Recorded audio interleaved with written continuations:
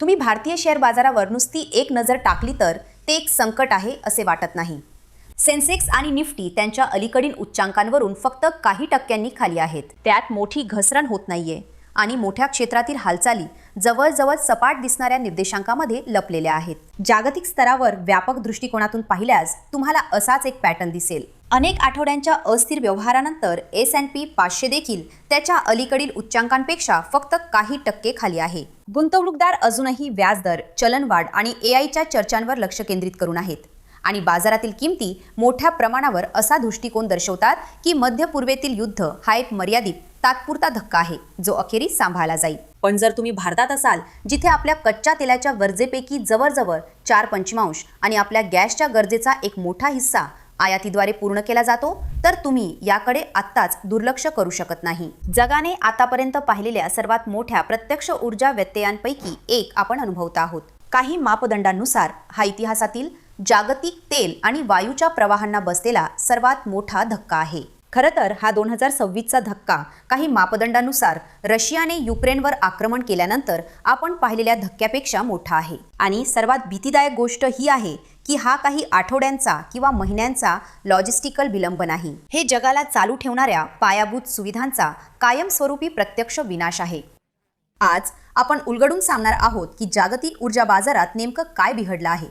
दक्षिण कोरियासारखे देश आधीच इंधनाचे रेशनिंग का करत आहेत, संपूर्ण AI तेजी चालवणाऱ्या चिप्सवर याचा कसा परिणाम होतो आणि सर्वात महत्त्वाचे म्हणजे हजारो मैल दूर बसलेल्या तुमच्यासाठी, भारतीय गुंतवणूकदारासाठी याचा काय अर्थ आहे। यावेळी हे वेगळे का आहे हे समजून घेण्यासाठी तुम्हाला विलंब आणि विनाश यांमधील फरक समजून घ्यावा लागेल। भूतकाळात आखाती युद्धांदरम्यान किंवा अगदी अलीकडील रशिया युक्रेन संघर्षादरम्यान तेल आणि वायू तिखेच होते, पाईप्स शाबूत होते, रिफायनरीज काम करत होत्या। समस्या फक्त इंधनाला एका ठिकाणाहून दुसऱ्या ठिकाणी नेण्याची होती। आज जे घडतंय ते तसं नाहीये।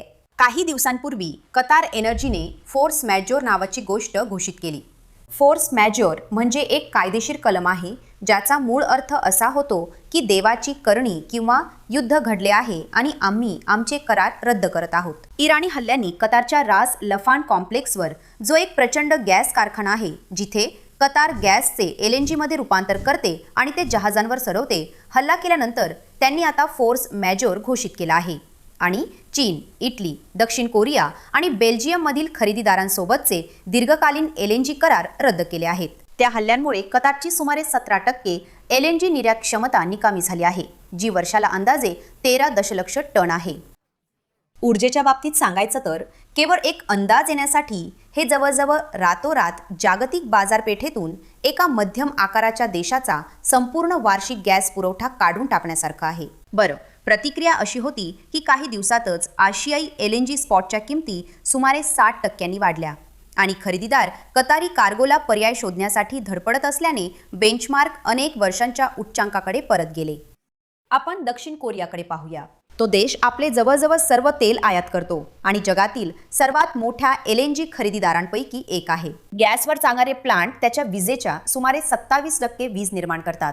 त्यामुळे LNG पुरवठ्याला बसणाऱ्या कोणत्याही धक्क्याचा परिणाम ग्रीड आणि कारखाने या दोन्हींवर होतो। सेऊलने इंधन बचतीचे उपाय आधीच लागू केले आहेत, ज्यात एका रोटेशन सिस्टमचा समावेश आहे जी सरकारी वाहनांना दर आठवड्याला 1 दिवस रस्त्यावरून दूर ठेवते। तो देश ज्याचे चिप मेकर्स जगाला मेमरी चिप्सचा खूप मोठा हिस्सा पुरवतात त्याला अचानक वीज चालू ठेवण्याची चिंता करावी लागत आहे। पण हे ज्या प्रकारे घडत आहे त्यात एक भीषण, जवळजवळ अविश्वसनीय विडंबना आहे। कतारमधील ज्या सुविधेवर हल्ला झाला ती रास लफान, जगातील सर्वात मोठ्या वायू क्षेत्राच्या एका बाजूला वसलेली आहे। त्याच भूवैज्ञानिक खडकाची दुसरी बाजू इराणची आहे। त्याला साऊथ पार्स म्हटले जाते। आधी इराणच्या बाजूवर हल्ला झाला, मग प्रत्युत्तरादाखल कतारच्या बाजूवर हल्ला झाला। त्यामुळे 4 खंडांसाठी LNG बनवणारे रेणू आणि जागतिक शेतीला पोचणाऱ्या अमोनियासाठीचा कच्चा माल हे सर्व एकाच खडकातून येते आणि आता खडकाच्या दोन्ही बाजूंच्या महत्त्वपूर्ण सुविधा प्रभावित झाल्या आहेत आणि हीच ती गोष्ट आहे जी बहुतेक लोकांच्या लक्षात येत नाही। जरी कतारला उद्या याची पुनर्बांधणी करायची असली तरी ते फक्त काही सुटे भाग मागू शकत नाही। LNG ट्रेन्सना पुरवठा करणारी महाकाय यंत्रे, विशेषतः mega scale air separation units ASUs बांधायला आणि स्थापित करायला साधारणपणे 3 ते 4 वर्ष लागतात आणि जगभरातील केवळ मूठभर विशेष कंपन्याच त्या प्रमाणात त्यांचा पुरवठा करू शकतात. म्हणून वास्तविक पाहता सर्व क्षमता परत येण्यापूर्वी आपण अर्ध्या दशकाहून अधिक काळाबद्दल बोलत आहोत. आता आपण क्लाउडबद्दल बोलूया. आकाशातला नाही तर चिप्सवर चालणारा डेटा सेंटर क्लाउड. ते सुद्धा ह्याच खडकावर अवलंबून आहेत. कतारचा रास लफान कॉम्प्लेक्स नॉर्थ फील्डमधील वायूवर प्रक्रिया करतो आणि त्या प्रक्रियेत त्याच्या LNG कामकाजाचा उपउत्पादन म्हणून जगातील 30% हेलियमचा पुरवठा करतो. हेलियम हा एक अदृश्य निष्क्रिय वायू आहे जो AIच्या तेजीला चालना देणाऱ्या चिप्स तयार करणाऱ्या लिथोग्राफी आणि इतर साधनांना थंड आणि स्थिर ठेवण्यास मदत करतो. म्हणून जेव्हा रास लफान बंद पडले तेव्हा त्याने केवळ तेल आणि वायूचा प्रवाह रोखला नाही तर जागतिक हेलियम पुरवठ्यापैकी 1/3 पुरवठाही रोखला, ज्यामुळे AI मॉडेल्सना प्रशिक्षित करणाऱ्या आणि चालवणाऱ्या फॅब्स आणि साधनांवर थेट दबाव आला. ऊर्जेचा धक्का आणि AI हार्डवेअरचा धक्का या दोन वेगवेगळ्या गोष्टी नाहीत, त्या एकाच कथेचा भाग आहेत. दोन्ही आखातातील त्याच एका चोक पॉइंटमुळे मर्यादित आहेत. आता तुम्ही विचार करत असाल, ठीक आहे, कतारने चीन, दक्षिण कोरियासोबतचे करार रद्द केले, त्या यादीत भारताचे नाव नव्हते, मग मी का काळजी करावी? तर तुम्ही का काळजी करावी याचं हे कारण आहे. भारत आपल्या गरजेच्या बहुतांश कच्च्या तेलासाठी आयातीवर अवलंबून आहे. 10 पैकी जवळपास 9 बॅरल, आणि हे अवलंबित्व लवकरच दूर होणार नाही.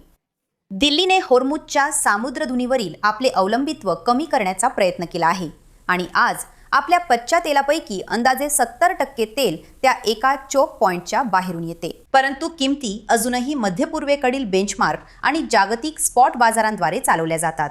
त्यामुळे जेव्हा आशियाई LNGच्या किमती काही दिवसात 40-50% वाढतात तेव्हा त्या वाढलेल्या किमतींचा परिणाम अखेरीस भारताला द्याव्या लागणाऱ्या किमतीवर होतो. जेव्हा ऊर्जा इतकी महाग होते तेव्हा ती संपूर्ण अर्थव्यवस्थेवर लादलेल्या एका मोठ्या अदृश्य करासारखी काम करते. तर तुमच्या पोर्टफोलिओमधील कंपन्यांचा विचार करा. सिमेंट, स्टील, रसायने, खते त्या प्रचंड प्रमाणात इंधन आणि वीज वापरतात. जर त्यांचा ऊर्जा खर्च वाढला तर त्यांचे मार्जिन पूर्णपणे कमी होते. आणि हे इथेच थांबत नाही.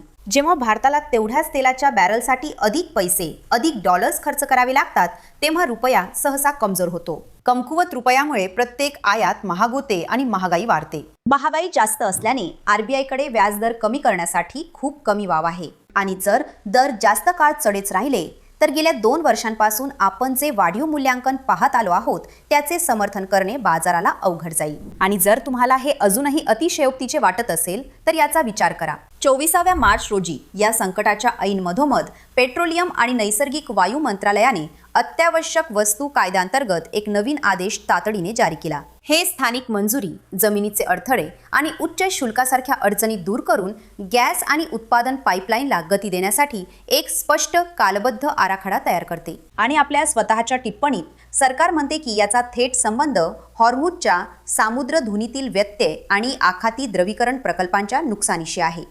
त्यामुळे जेव्हा एखादी सरकारी यंत्रणा मुख्य ऊर्जा पायाभूत सुविधांसाठी नियम पुन्हा लिहिण्यासाठी इतक्या वेगाने हालचाल करते तेव्हा धोरणकर्ते पुरवठ्याच्या धक्क्याला वास्तविक मानत आहेत हा एक स्पष्ट संकेत असतो. आणि गुंतवणूकदार म्हणून तुम्हीही ते खरे मानले पाहिजे. आपण संरचनात्मक तुटवड्याच्या युगात प्रवेश करत आहोत. बाजार सध्या झोपेत चालल्यासारखा वागत आहे.